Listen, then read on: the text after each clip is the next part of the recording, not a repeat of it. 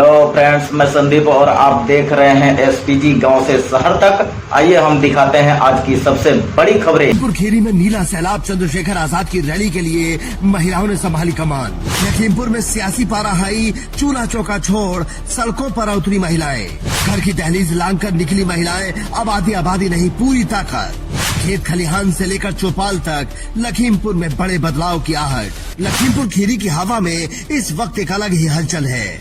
ये हलचल सिर्फ राजनीति की नहीं बल्कि एक बदलाव की दस्तक है। आजाद समाज पार्टी के प्रमुख चंद्रशेखर आजाद की महारैली की तारीख जैसे जैसे करीब आई, सियासी पारा चढ़ता चला गया। लेकिन इस बार की रैली खास क्यों है? क्योंकि इस बार मोर्चे पर पुरुष नहीं बल्कि घर की दहलीज लांग कर निकली वो महिलाएं हैं जिन्हें अब आधी आबादी नहीं बल्कि पूरी ताकत कहा जा रहा है। रैली को सफल बनाने के लिए जिम्मेदारी इस बार महिलाओं ने अपने कंधों पर उठा ली है। महिला जिला अध्यक्ष पुष्पा गौतम के नेतृत्व में कार्यकर्ताओं की टोलियां गांव गांव गली गली खाक छान रही हैं। सूरज ढलने के बाद भी जनसंपर्क थमता नहीं है। पुष्पा गौतम खुद कमान संभाले हुए हैं। उनका एक ही लक्ष्य है, रैली में महिलाओं की भागीदारी को ऐतिहासिक बनाना। महिलाएं सिर्फ वोट नहीं मांग रही हैं, वो उन हक और हुकूक की बात कर रही हैं जो सालों से फाइलों में दबे हैं। घर की रसोई से निकलकर चौपालों तक पहुंच रही ये धमक बता रही है कि लखीमपुर में कुछ बड़ा होने वाला है।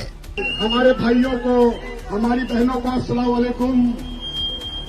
आप सब भाई बहनों से गुजारिश है कि आने वाली 29 मार्च को आप सबके महबूब नेता भाई चंद्रशेखर आजाद जी विलोबी मैदान में लखीमपुर खीरी में आ रहे हैं।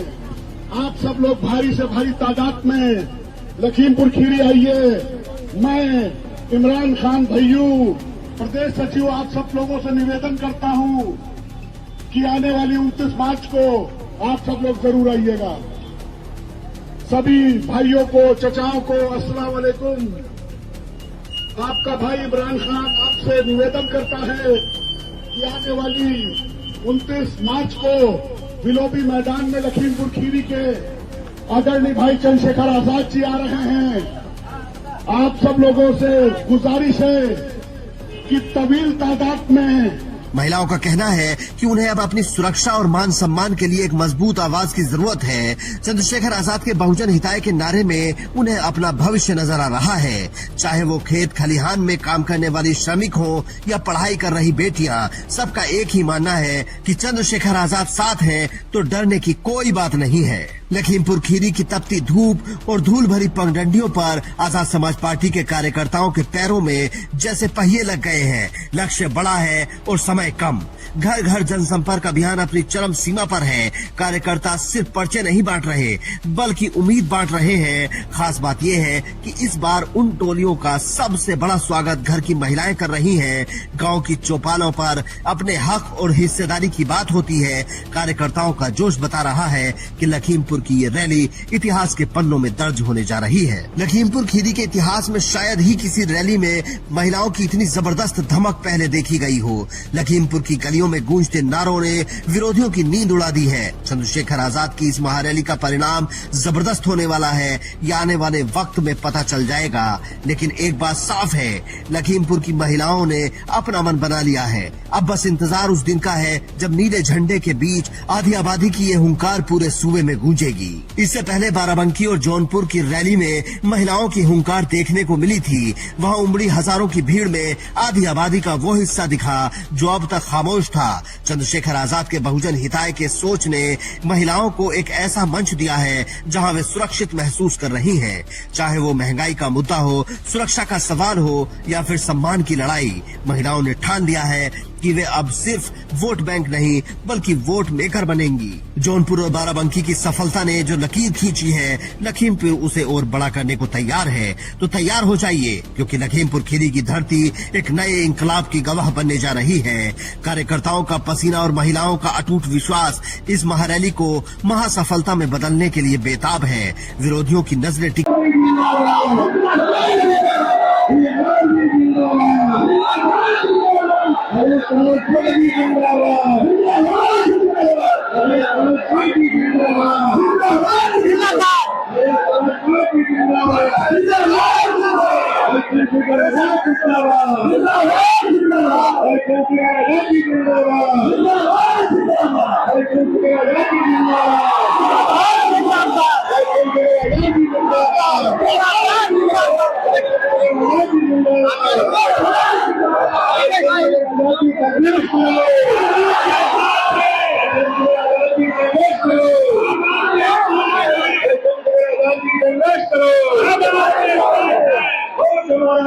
नहीं चलेगा, नहीं चलेगा, नहीं चलेगा, नहीं चलेगा, वो सत्ता में राज करेगा। तो ये जो युवा यहाँ खड़ा है नौजवान, अगर ये ठान ले तो 2027 में मुख्यमंत्री जी का बोरी बिस्तरा भी बांध सकता है। इस बात का भी मुझे और मैं कहना चाहता हूं उत्तर प्रदेश की तानाशाही सत्ता से कि जुल्म जाति अन्याय अत्याचार की बेड़ी कटेंगी। नौजवान अंगड़ाई ले रहा है और वो अपने ऊपर वो एक एक जुल्म का हिसाब 2027 में वोट के आधार पर करेगा। मेरी बात का तो ये पेड़ पौधे मुरझा जा रहे हैं, लेकिन इस गर्मी में भी आपकी चेहरे की चमक और पसीना बता रहा है कि आपने जो ठाना है वो 2027 में कामयाब होगा। मैं यहाँ बड़ी संख्या में पहुंचे, मेरी माँ बहनों को भी छोटी बच्चों को भी बहुत बहुत धन्यवाद करना चाहता हूँ। एक छोटी बच्ची जो बाराबंकी में नहीं मिल पाई थी, उसके पिताजी क्या नाम है मैं नाम नहीं जानता, क्या नाम है उनका? सियाराम। वो पीछे खड़े हैं, वो बड़े गुस्सा हुए कि मैंने 1 महीने तक कहते हैं कहां से आते हैं लोग, कोई कहता पैसों पे बुलाए जाते हैं, कोई कहता फलानी पार्टी के हैं, लेकिन सियाराम भाई जैसे लोग जो 1 महीना रिक्शा चला के प्रचार करते हैं और मिल भी नहीं पाते हैं, ऐसे लोगों का नेता आज चंद्रशेखर आजाद। इसलिए बड़ा गर्व होता है। वो बच्ची आई गुल्लक लेके, कहाँ है उसकी गुल्लक? ये देना मुझे। ये गुल्लक लेके वो आई है, पूरी भरी हुई है, देखो आवाज आई नहीं आई। ये गरीब के मेहनत का पैसा है और ये पैसा ऐसा इनकलाब लाएगा उत्तर प्रदेश में कि गरीबों के आंखों के आंसू फिर दोबारा। सबसे पहले तो मैं आप सबका बहुत बहुत धन्यवाद करता हूं। इतनी गर्मी है कि धूप में खड़ा होना बहुत मुश्किल है और जिस कड़ी गर्मी में जिस तरह का प्यार आप लोगों ने दिखाया है, मैं इस प्यार को जीवन भर नहीं भूलूंगा। बहुत बहुत धन्यवाद आप सब लोगों को।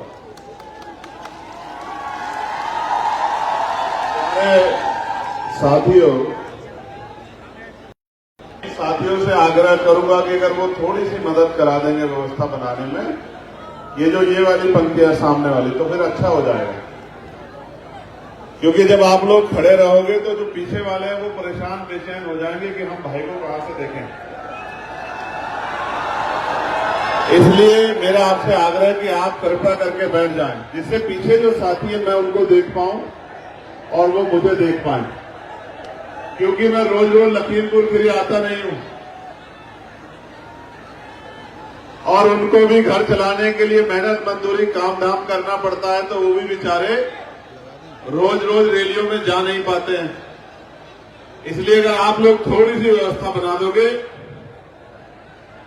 तो फिर बहुत व्यवस्था अच्छी हो जाएगी। प्यारे साथियों, सर्वप्रथम मैं, क्योंकि सम्राट अशोक जी की जयंती के अवसर पर हमने ये कार्यक्रम अपने साथियों के साथ चर्चा करके तय किया था कि हम अपने महापुरुषों की जयंती पर बड़े आयोजन करेंगे। इसी कारण से ये कार्यक्रम लखीमपुर खीरी में रखा गया। सर्वप्रथम मैं सम्राट अशोक जी को, जो एक ऐसे नायक, ऐसे योद्धा, एक ऐसे चक्रवर्ती सम्राट जिनका डंका पूरे एशिया में बजता था, उन सम्राट अशोक जी को अपने प्यारे श्रद्धा के सुमन अर्पित करता। ऐसे तो सभी लोग नहीं आ जाएंगे और उनकी जयंती पे आप सब लोगों को बधाई देता हूं। यहां इस कार्यक्रम को करवा रहे भाई सुनील कुमार चित्तौड़ जी, सौरभ किशोर जी, इमरान खान जी, श्री कृष्ण जाटव जी,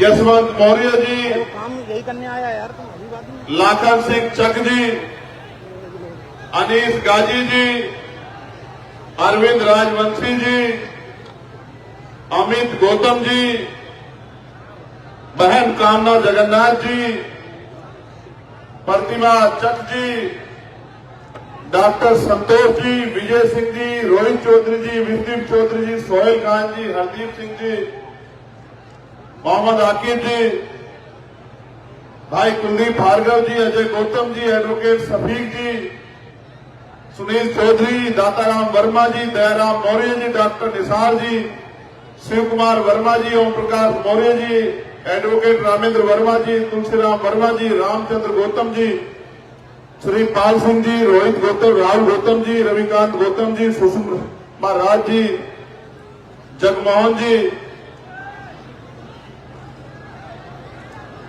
मुझसे पहले अपनी बात को रख रहे रामेश्वर पवन जी,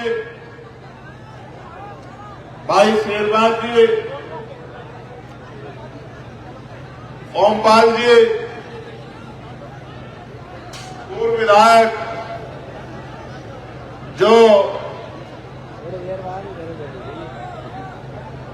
हमसे पहले यहां अपनी बात रख के गए, मैं उनको भी और सबसे ज्यादा बधाई मैं एक एक कार्यकर्ता भीम आर्मी आजाद समाज पार्टी को देना चाहता हूं। इसलिए देना चाहता हूं कि इस गर्मी में तो बड़े बड़े पेड़ पौधे मुरझा जा रहे हैं, लेकिन इस गर्मी में भी आपकी चेहरे की चमक और पसीना बता रहा है कि आपने जो ठाना है वो 2027 में कामयाब होगा।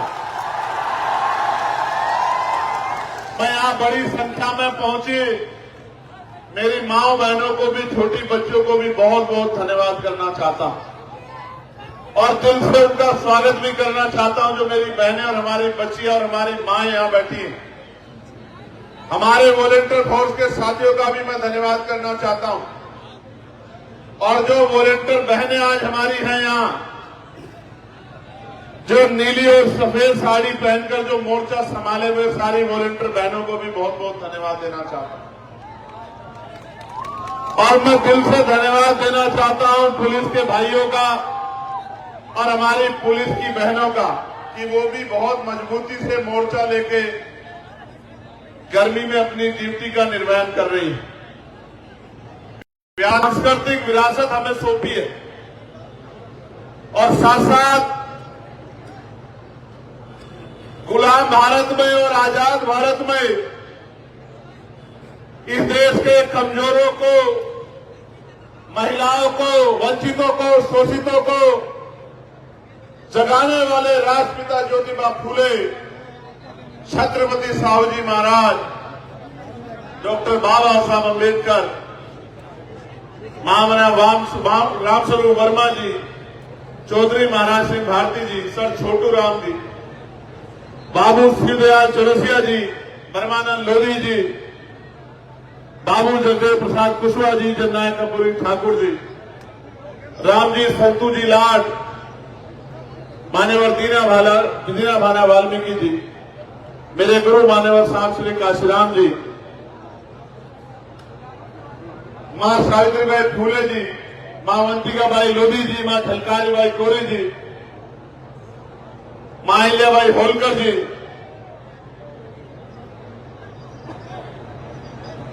उन तमाम वीरांगनाओं को, देश के वीर अमर शहीदों को जिन्होंने देश के लिए बलिदान दिया, उन सबको नमन करता हूं और नमन इसलिए कर रहा हूं कि जब भी आप उनको पढ़ोगे, उनका जीवन देखोगे, उनका संघर्ष देखोगे, मैं गारंटी से कहता हूं कि आप भी मेरी तरह सो नहीं पाओगे। मेरे लोगों, मेरी बात को आप याद रखना। मैं उस बच्ची को भी याद करता हूं जो 7 साल की, जिसको कुलदार उठा ले गया, सिमरन को। उसके परिवार के लिए भी अपने श्रद्धा के सुमन अर्पित करता हूं। उस परिवार को उनका दुख बांटने का प्रयास करता हूं। मैं अग्निवीर के रूप में देश की सेवा कर रहे हैं लखीमपुर के लाल इंद्रजीत गुप्ता जी को भी नमन करता हूं, जिन्होंने अभी अभी शहादत दी है। प्यारे साथियों, आज लखीमपुर की इस क्रांतिकारी धरा पर जब मुझे आपके बीच आने का मौका मिला है और आप इतनी बड़ी संख्या में अपना प्यार और आशीर्वाद देने के लिए आए हैं, तो अगले 40, 50, 60 मिनट मैं आपसे अपने दिल की बात रखूंगा और मैं आशा उम्मीद करूंगा नौजवानों से, मेरी माओं से, बहनों से, बड़े बुजुर्गों से, इस मंच पर बैठे हर एक व्यक्ति से कि वो आज के बाद, यहां से जाने के बाद चैन से नहीं बैठेगा। वो गुलामी को समझेगा और गुलामी की बेड़ियों को काटने के लिए संघर्ष करेगा। प्यारे साथियों, मैं यहां के प्रशासन का भी धन्यवाद करूंगा, जिन्होंने कल रात तमाम हाय हल्ला होने के बाद हमें परमिशन दी। मैं उनका दिल की गहराइयों से स्वागत करता हूं कि वो सत्ता के आगे इतने नतमस्तक है कि जो रैली कल होने वाली है उसकी परमिशन को रात को 7 बजे तक दबा के रखते हैं। मैं उनका बहुत बहुत धन्यवाद करता हूं और मैं उन तमाम अधिकारियों को ये कहना चाहता हूं कि हमेशा आजाद समाज पार्टी इस हालात में नहीं रहेगी, मेरी बात को आप याद रखना। और हमेशा जिनको जो आज आपके दफ्तरों में परमिशन लेके, आंख में आंसू लेके घूम रहे हैं कि हमें परमिशन दे दो, परमिशन दे दो, वो भी हमेशा इस हालात में नहीं रहेंगे। एक दिन आएगा कि जब उनकी गाड़ी रुका करेगी तो आप उनके सम्मान में अपने दफ्तर के बाहर खड़े हुआ करोगे, मेरी बात को आप याद रखें। प्यारे साथियों, हालात बदल जाएंगे, माहौल बदल जाएगा। अगर आप बदल जाओ और बदलाव की ठान लो तो उत्तर प्रदेश का मिजाज बदल जाएगा, मेरी बात को आप याद रखें। मैं आज सुबह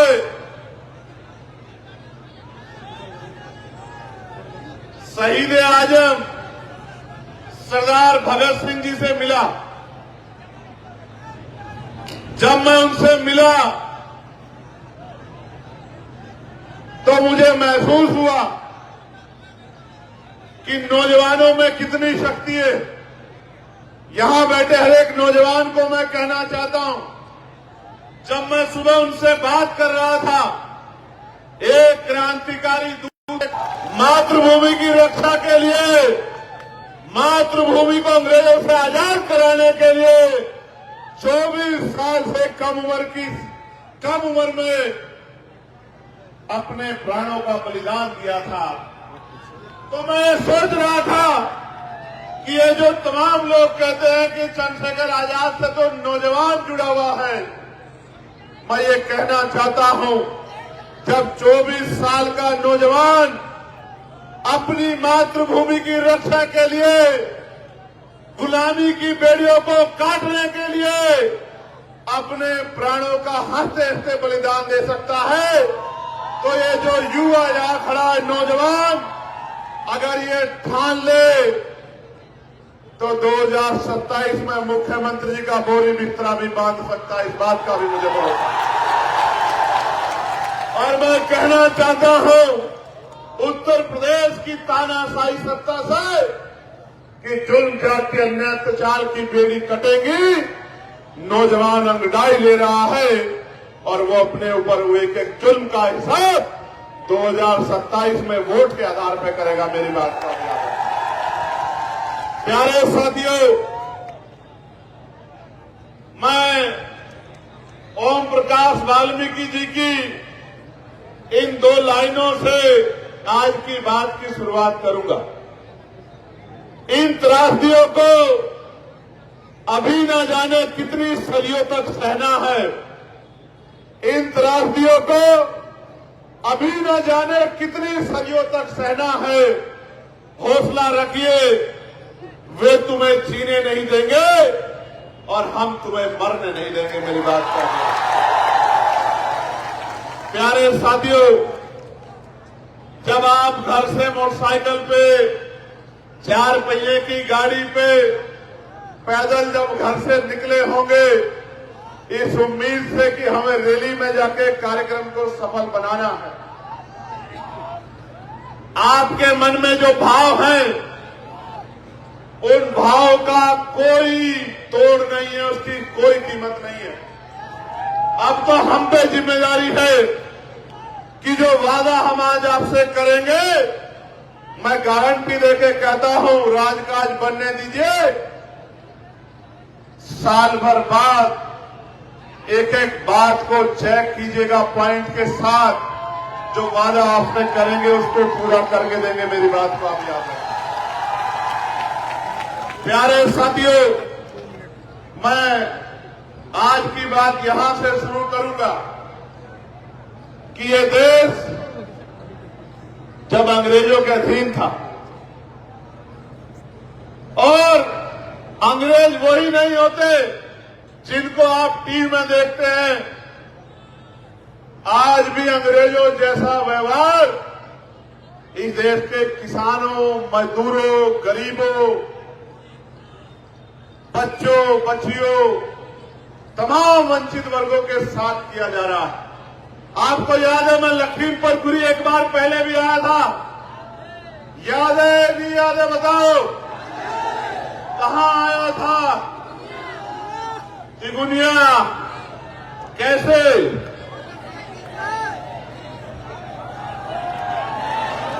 जब सीतापुर से भी पहले पुलिस ने मुझे रोककर वापस कर दिया, तो पुलिस के भाइयों का सम्मान रखते हुए 7 घंटे मोटरसाइकिल की यात्रा करके हम लोग तिगुनिया पहुंचे थे।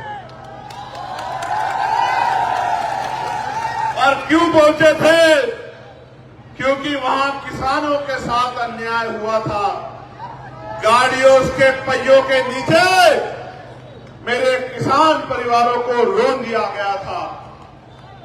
मेरे आज भी याद है, मैं उन शहीद किसानों को भी उनकी शहादत पे नमन करता हूं, जिन किसानों ने बलिदान दिया। वो टायर किसानों के ऊपर नहीं चढ़ा था, वो हर एक किसान मजदूर के घर पे, उसकी फसल पे, उसके सम्मान पे चढ़ा था। प्यारे साथियों, उन किसान भाइयों को न्याय दिलाने के लिए मैं और मेरे साथी 10-12 मोटरसाइकिल लेके 7 घंटे का सफर करके पहुंचे। और आपको याद होगा, मैं बधाई देता हूं आपको कि ऐसे गुंडों को आपने उनकी शक्ति छीन के सत्ता से बाहर करने का काम बहुत मजबूती से किया। इसके लिए मैं आपको बधाई देता हूं। लोकतंत्र की शक्ति उनको दिखाई कि अगर कोई गुंडागर्दी करेगा तो दोबारा लोकसभा की चौखट नहीं देख पाएगा। मैं आपको बधाई देता हूं, आपने बहुत मजबूत में किया। प्यारे साथियों, बाबा साहब अम्बेडकर 1930 में बात कहते हैं कि हमारे दुखों को हमारे सिवाय कोई और नहीं मिटा सकता है। हम भी इन्हें तब तक नहीं मिटा सकते जब तक राजनीतिक सत्ता हमारे हाथ में नहीं हो। मेरी बात पे गौर करो। लोकतंत्र से पहले हाल प्रजापति, कश्यप, सैनी, मौर्य, साक्य, कुशवाहा, बिंद, राजभर, केवट, मल्ला, जाट, गुर्जर, यादव, लोधी, विश्वकर्मा, सैन, तमाम वंचित वर्गों के बच्चों को अगर किसी ने नहीं पढ़ा तो पढ़ लेना। 1935 से पहले किसी सरकारी पद पे जाने का अधिकार भारत के अंदर नहीं थी। 1935 में 1935 का जो एक्ट बना, और ऐसे नहीं बना एक्ट जिन्होंने नहीं सुना हो, नहीं जाना हो, वो भी जान लो। एक कमेरी मां की कोख से जन्म लिया चंद्रशेखर आजाद आज यहां लखीमपुर खीरी में आपको जन्माने आया है कि लोकतंत्र आने के बाद क्या बदलाव हुए मेरे लोग। तो मेरे प्यारे साथियों, 1928 में बाबा साहब अम्बेडकर ने बहिष्कृत हितकारिणी महासभा के बैनर तले मेमोरेंडम दिया कि देश में अछूतों के, शूद्रों के हालात बड़े खराब हैं, अंग्रेजों को हमारे बारे में सोचना चाहिए। उनकी मेमोरेंडम पे साइमन कमीशन भारत आया। नौजवानों को पढ़ना होगा, अगर लड़ना है तो पढ़ना होगा, और अगर जीतना है तो पढ़ के संघर्ष करना पड़ेगा मेरे नौजवान साथियों। 1929 में साइमन कमीशन ने जो सर्वे किया, 1929 में जो अपनी लड़ाई खुद नहीं लड़ सकता, उसकी लड़ाई कोई नहीं लड़ सकता। लड़ने मरने से अच्छा है लड़ो, लड़ो और तब तक लड़ो तब तक आप क्या तो हार ना जाओ या जीत ना जाओ, तब तक लड़ो। 1930 में साइमन कमीशन ने रिपोर्ट दी और 1930 में ही गोलमेज कॉन्फ्रेंस हुई। पहली गोलमेज कॉन्फ्रेंस में बाबा साहब अम्बेडकर ने कमजोरों के लिए, महिलाओं के लिए, दलितों के लिए, पिछड़ों के लिए गोलमेज कॉन्फ्रेंस में उनके अधिकारों के लिए मांग उठाई।